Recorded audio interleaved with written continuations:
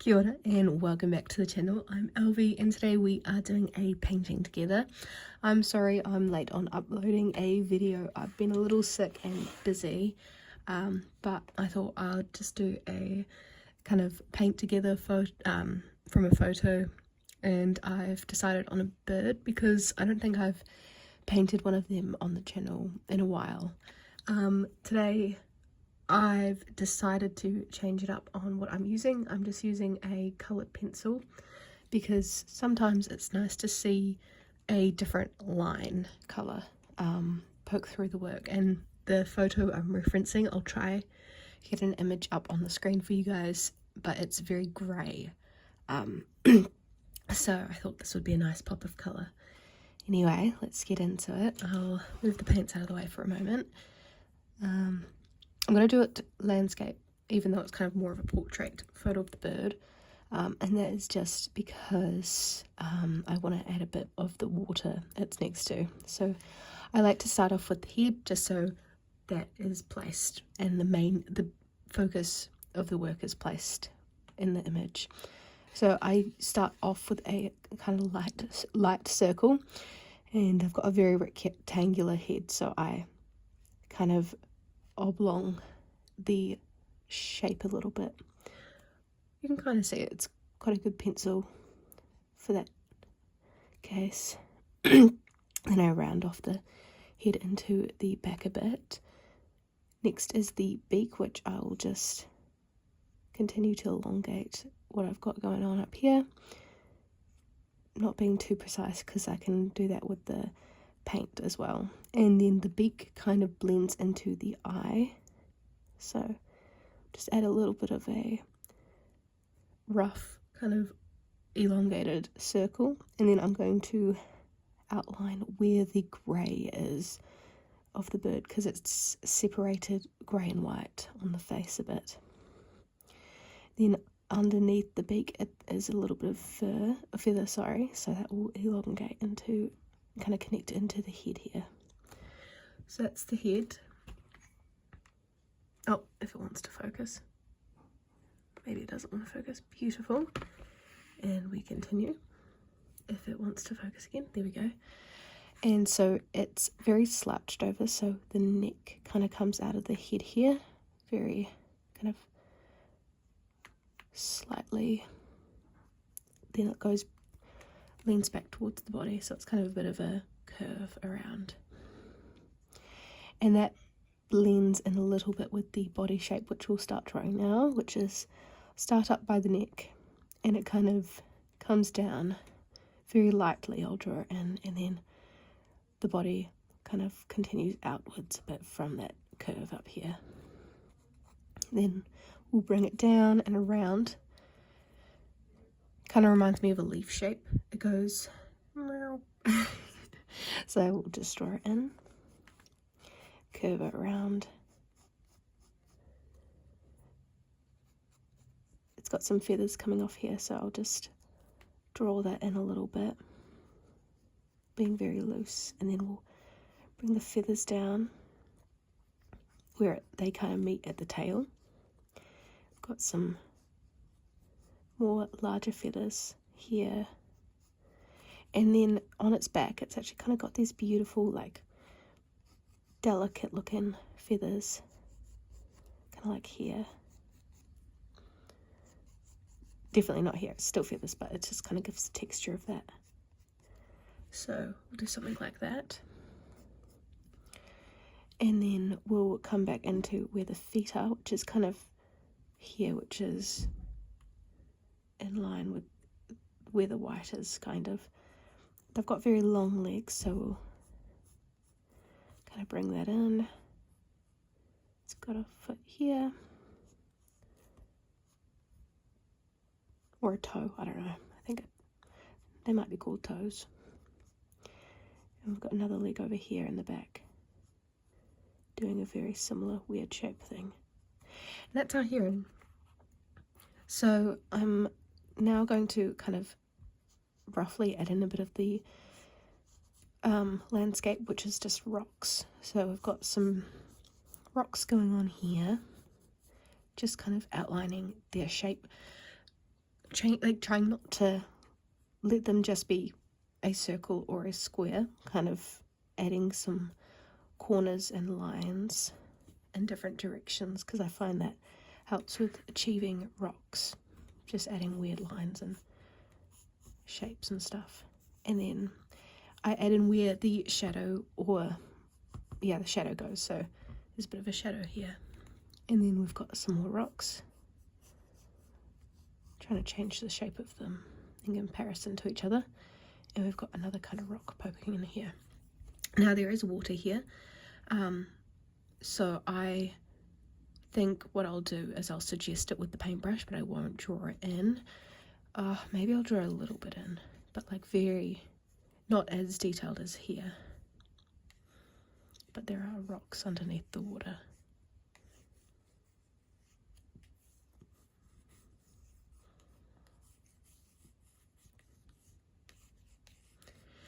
So yeah, that is our drawing. It might be a little hard to see, I'm sorry. And that didn't take too long, which is nice. So then I'll grab my paintbrush and we shall begin painting. I'll try not to put my hand in the way too much. And for anyone new here, I just use candle holders for my water. They're just glass candle holders I found at the op shop because they were cheap and they're really good, because it means you don't overuse water. Like I use as little water as I can, because I don't want to waste, I'll move everything up a little bit actually. So first off, I want to get that grey of the heron, which is a little bit of black, but it's quite a blue grey, if that makes sense. So I'm adding a bit of ultramarine in, which will, yeah, there we go. I also just use the colours that are on the palette. I think I've said this in a previous video, but no point in cleaning up the palette when you've got some beautiful colours already on it. And then, so what I will do is I will lightly place a layer down where I want this grey, which is almost the whole bird. There are some areas which the heron is white, which I will leave for the moment, and I will shade in later. So I'm just outlining, kind of just blocking out the grey, and using plenty of water because I want it to be a light grey. Always check what kind of pencil you use. Some of them are water soluble, so they kind of blend into the water, and yeah, this one's not, I think, so we should be good. And then a bit of grey around the face, and then I'll grab a bit of black into that mixture for the beak. Still keeping it light though. And then around the eye area, trying to be a bit delicate because there are some highlights in the eye area, and I've only got this one brush. Next I will do the feet because they aren't really reaching the body too much, so they won't blend in. Using a bit of yellow with this kind of browny mixture I've got going on.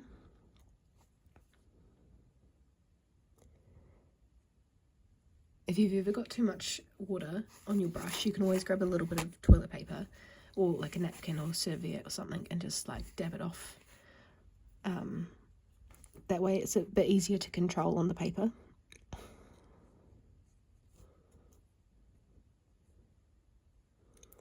So there's kind of the outline of the feet.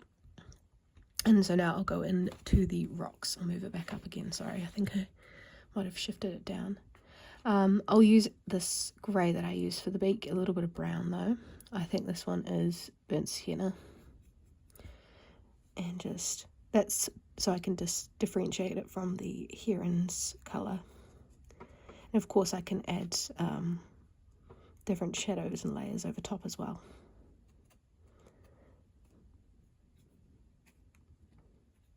Trying to avoid putting my fingers on the page because if your fingers are very oily, it will resist the watercolour paint, which is not great because it means you just can't put layers down as smoothly.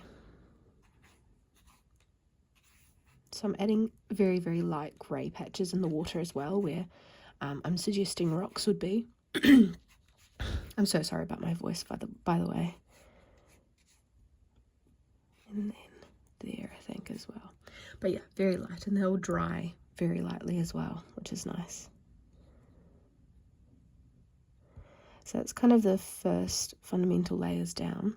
I can see the body here is dry, so I will work that in again. So I'll grab some ultramarine and some black.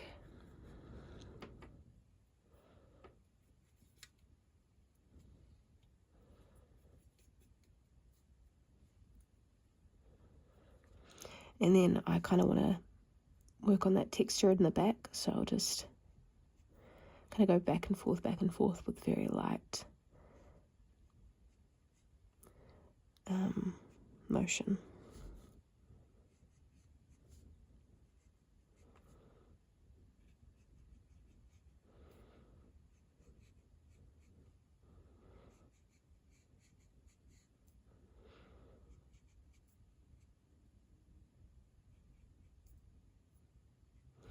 I'm trying not to do it too much around here because there's a bit of highlighting happening in the back with where the sun is hitting it.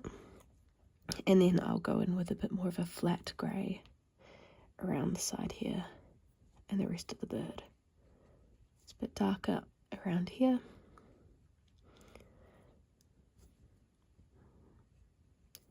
And then it goes light again. And then dark. Making sure to leave where this kind of white feather is.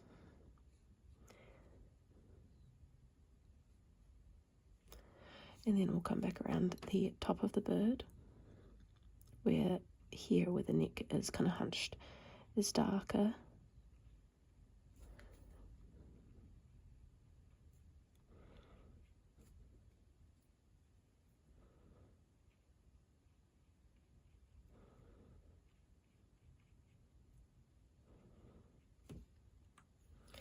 And then I'll work on the face, because once again that's dried by now.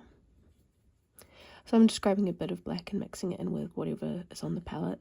It is nice when using, if you have a pre-mixed black, to like mix it in with other colours, just to kind of differentiate it, and like it adds a bit of tone into it, which is really nice. Hence the kind of bluey grey and the kind of red, like browny grey.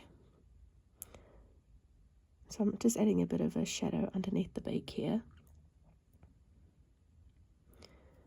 And then we'll come around to the eye. And then where the eye is, I'm trying to be very gentle with the brush. You can use a small brush if you've got one, but leaving a little bit of highlight around the eye, so it's just not like a blob. And since I was quite light with the water, this is kind of dry, so I'll go in with another layer where it's a bit darker. Again, trying to get off the excess water. And just using the greys I've already mixed out. And then a bit of shadow in the back here.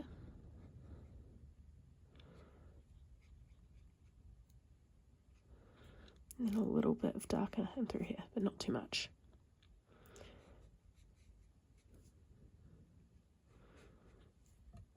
Oh, sorry, just knocked the camera.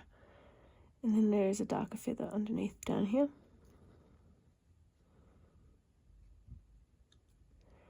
And then a bit of a shadow underneath this. This is quite like a light grey here still, so I won't overdo that. And it goes into a slightly lighter grey here. And then darker once again where the neck is. And around the face, or face. Not facial, face. Okay. And then for the white, I'm going in with a bit of blue, just mixed in with like a little bit of the grey to kind of harmonise it a little bit. They're not like very, very watered down and light. You just kind of want it to act as a shadow. Very subtle. Same in the face. Just a subtle colouring. And then we're going in with the feet, just because that will be dryish, just with a bit of yellowy leaning colour. And with the feet here.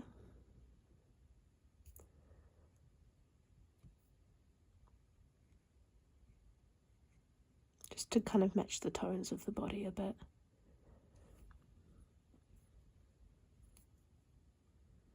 Okay, so that's it so far. I think I'll go into the water now. It's an interesting colour. I'm gonna grab a bit of the phthalo green and mix it in. Maybe a little bit of ultramarine, and the black is usually a nice way. Maybe a little bit of the Denise's green. The paints I'm using, by the way, it's a mix of Da Vinci and Schmincke Academia, but it really doesn't matter what paints you want to use. Use whatever paints you have available to you. This is just a bit of sienna, raw sienna, sorry, I'm mixing in, just to have like a range of colours I can go between. So now I shall just move that up a bit. We're going to be very loose, but this is just the background. I'm not going to try to do anything too crazy. I'm kind of grabbing from each pile and blending them in together with plenty of water.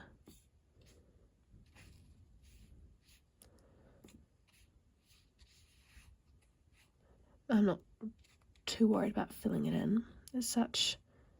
I'm just adding in colours as I see fit as I go.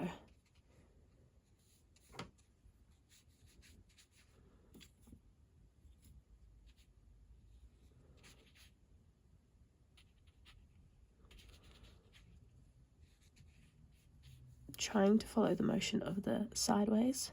And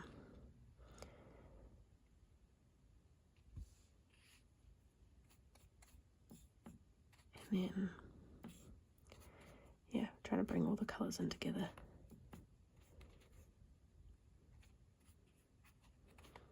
This is a lot of water, so it will take longer to dry, but I don't think I want to do any more layers in the background anyway, because the focus is on the heron for me. If you want to spend longer on the background, that's completely alright. It's up to you and how you want to approach it.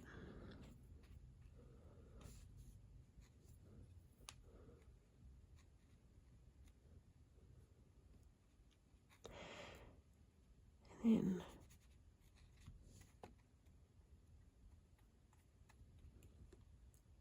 it's looking alright.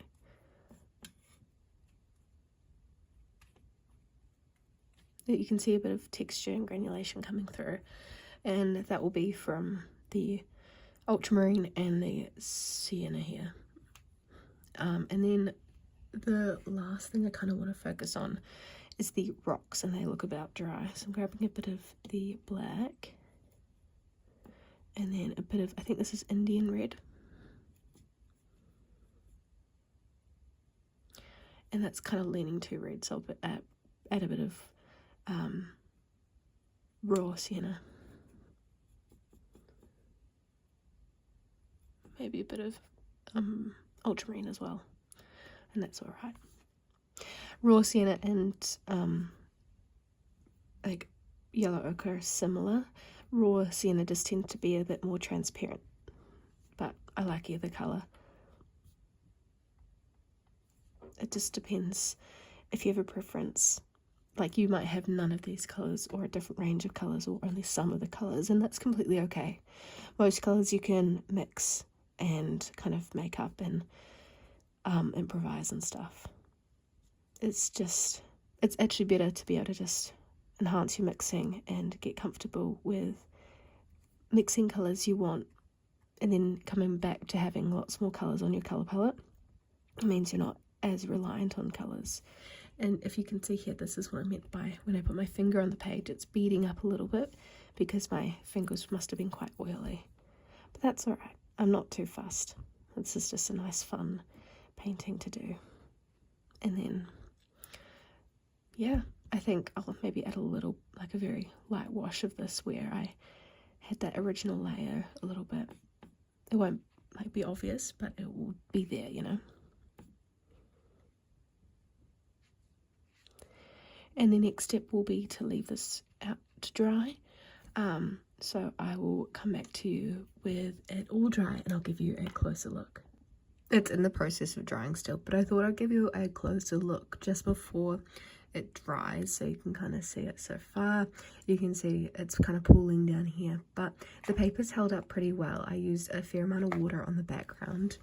This is just the typical German brand with the rooster as the logo, which I always avoid pronouncing, but it is really nice paper and it's pretty reasonably priced here in New Zealand. And this isn't their professional, like high quality cotton paper, but it is still really nice, and I think it was only $20-$30 for the book, which isn't too bad from a local art supply shop. So yeah, that's the paper, and you can kind of see some beautiful granulation happening here in the water as I was hoping for.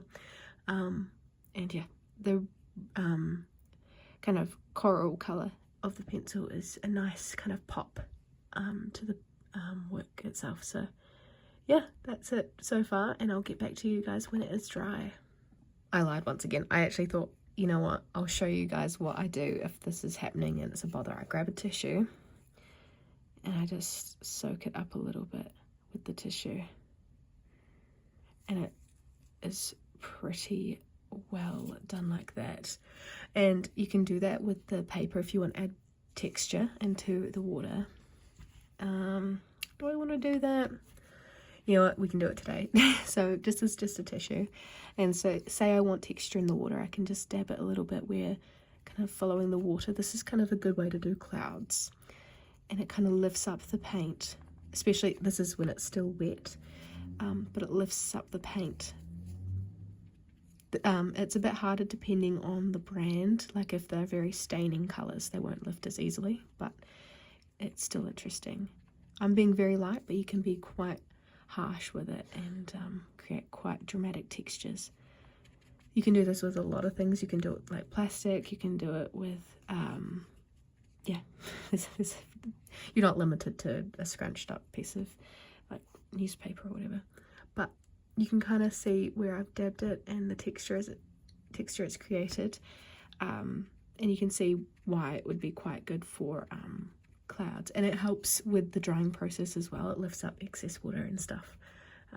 So yeah, that's a fun way to create some texture. So once again, I'll get back to you when it's dry. Okay, this is a final look. I'll give you a nice and close look at the layers and how they've dried. You can see how the herons turned out here, and then the water itself, which is nice. I've also dated it as well down the bottom here.